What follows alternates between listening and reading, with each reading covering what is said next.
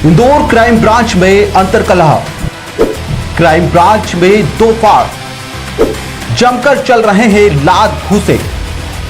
Crime branch की सभी टीमें भाग रही है अपने अपने रास्ते। एक दूसरे के लिए गड्ढा खोदने में लगे कर्मचारी। अब खबर पुलिस महकमे की।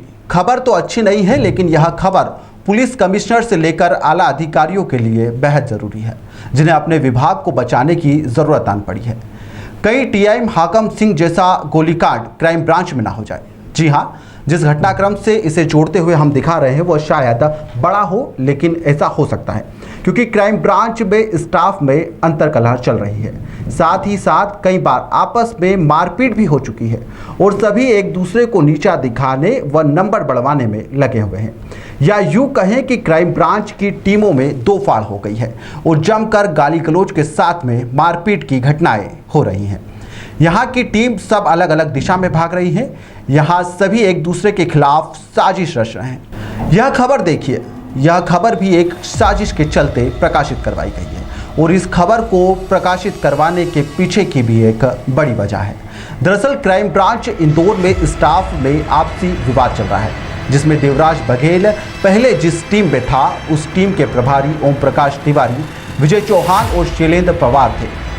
देवराज बघेल और प्रभारी मनीष लोहिया को लेकर आपसी विवाद चल रहा है, जिसमें देवराज बघेल पहले जिस टीम में था उस टीम में 70 से 80% तक का काम उसके द्वारा ही होता था, लेकिन उसका श्रेय कोई और ले लेता था।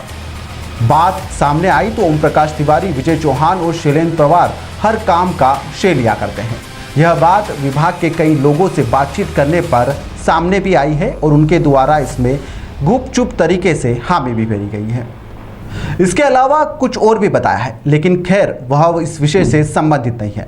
लेकिन जानकारी यहां तक आई है कि माननीय गृह मंत्री के द्वारा दी गए प्रशस्ति पत्र और इनाम के नाम पर देवराज बघेल का हक था और वह शैलेंद्र पवार को दे दिया गया, जिसमें सिकलीगरों के ठिकानों को लेकर की गई कार्रवाई में देवराज बघेल की मुख्य भूमिका रही थी और यह बात विभाग के कई लोगों के द्वारा बताई भी गई है।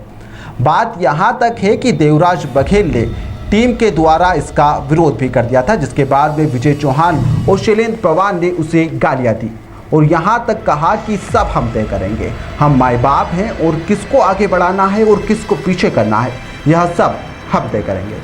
मामले में देवराज ने डीसीपी निर्मेश अग्रवाल को भी इस उठापटक को लेकर जानकारी दी थी और उस समय टीम को निर्मेश अग्रवाल ने संभाल लिया था। उस समय जैसे तैसे इस बात को संभाल लिया गया था, लेकिन अब बात हद से ऊपर चली गई है, जिसके बाद में देवास के पास में अगली सूचना 10 पिस्तौलों को लेकर हरियाणा से आई थी, जिसमें इसकी 25,000 रुपये का इनामी विक्रम भी था, जिसके बारे में देवराज ने ही डीसीपी निर्मेश अग्रवाल को जानकारी दी थी। जिसके बाद देवराज और उनकी टीम के प्रभारी मनीष लोहिया ने मिलकर घेराबंदी करते हुए आरोपियों को पकड़ लिया था, जिसको लेकर शैलेंद्र सिंह पवार काफी नाराज हुआ और देवराज बघेल के साथ में मारपीट कर दी। देवराज बघेल ने जिसकी सूचना डीजीपी को भी दी थी, जिसके चलते देवराज बघेल को अलग टीम में कर दिया गया था। यह बात शैलेंद्र सिंह पवार, विजय चौहान को अच्छी नहीं लगी। उन्होंने मनीष की टीम पर झूठे आरोप लगाना शुरू कर दिए। यह बात अंदरूनी है, इसमें कितनी सच्चाई है और क्या है यह अफसर जब सर्जरी करेंगे तो ही साफ हो पाएगा। लेकिन प्राथमिक सूचना यही है कि इस पूरे घटनाक्रम में एक आपसी विवाद 2 से 3 टीमों के बीच में लगातार चल रहा है।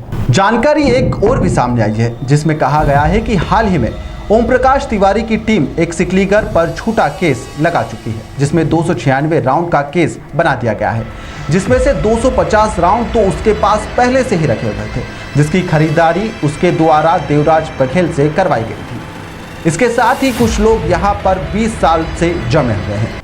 इसके साथ ही कुछ और घटनाक्रम भी सामने आ रहा है, जिसमें ऐसा प्रतीत हो रहा है कि आने वाले दिनों में यहाँ पर कुछ एक बड़ा घटनाक्रम होने वाला है, जिसके चलते अभी से अधिकारियों को सतर्क रहने की जरूरत है ताकि कोई बड़ा घटनाक्रम यहाँ पर नहीं हो।